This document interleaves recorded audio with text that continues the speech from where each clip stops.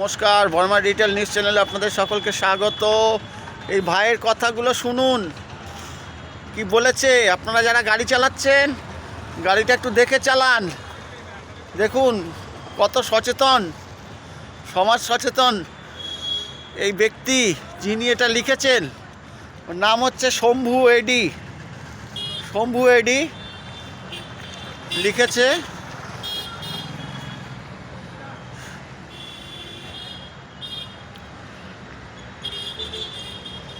শম্ভু এডি খুব সুন্দর লিখেছে।